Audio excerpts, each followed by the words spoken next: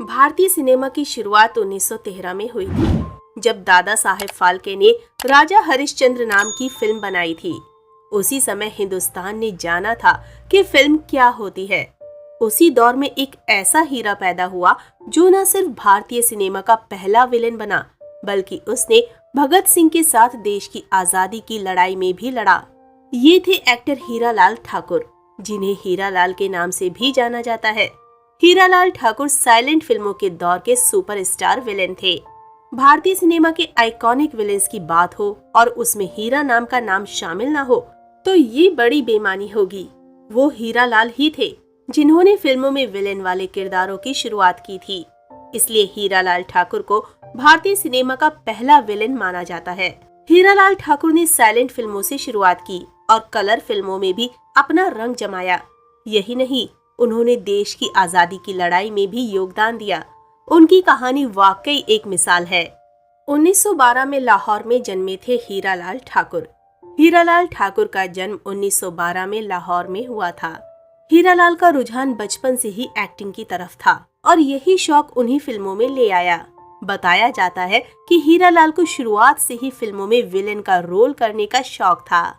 जहां अन्य लोग फिल्मों में हीरो बनने का शौक लेकर घुस रहे थे, वहीं हीरालाल चाहते थे कि वो विलेन बने। उनके मन में विलेन बनने की इच्छा तब पैदा हुई जब एक बार उन्होंने रामलीला करते वक्त एक नाटक में हिस्सा लिया था। 1928 में डेब्यू, इस फिल्म से लॉलीवुड की शुरुआत। हीरालाल ने 1928 में फिल्मों में एंट्री की। उन्होंने शंकर देव आर्या की फिल्म डॉटर्स ऑफ टुडे से एक्टिंग डेब्यू किया था। ये न सिर्फ हीरालाल की पहली फिल्म थी, बल्कि इसी फिल्म से पाकिस्तानी फिल्म इंडस्ट्री यानी लॉलीवुड की शुरुआत हुई थी। इस फिल्म में शंकर देव आर्या को AR करदार ने असिस्ट किया था, जो बाद में एक मशहूर डायरेक्टर बने। जब उन्होंने 1930 में सफदरजंग के नाम से फिल्म बनाई तो उसमें हीरालाल ठाकुर को कास्ट किया। फिल्म सुपर हिट रही थी और इसने हीरालाल को उस दौर की टॉप एक्टर्स में लाकर खड़ा कर दिया था। फिल्म मेकर्स के लकी चार्म हीरालाल ठाकुर। साल 1928 से 1948 तक हीरालाल ठाकुर ने 20 फिल्मों में काम किया था। इन फिल्मों में हीरालाल ठाकुर को विलेन और नेगेटिव किरदारों में काफी पसंद किया गया। ऐसी स्थिति भी थी कि फिल्म मेकर्स हीरालाल को अपना लकी चार्म मानने लगे थे और उन्हें अपनी हर फिल्म में लेने को उत्सुक रहते। हीरालाल ठाकुर का अलग ही जलवा था। उनकी ज्यादातर फिल्में धमाल मचाती थी। 1945 में शादी, बंटवारे के बाद भारत आए हीरालाल। हीरालाल ठाकुर ने फिल्मों में काम करने के दौरान ही 1945 में दर्पण रानी से शादी कर ली और फिर बंटवारे के बाद कोलकाता होते हुए बॉम्बे आ गए। हीरालाल ठाकुर को बॉलीवुड में पहला मौका मिला 1951 में, जब भगवान दास वर्मा ने उन्हें फिल्म बादल में कास्ट किया। इस फिल्म में हीरालाल ठाकुर के अपोजिट मधुबाला थी। इसके बाद हीरालाल ठाकुर ने कई हिंदी फिल्में की जो सुपर हिट रहीं। इनमें औरत, यहूदी की लड़की, गुमनाम, अमर प्रेम, कालिया और हम सब चोर हैं जैसी कई फिल्में शामिल हैं।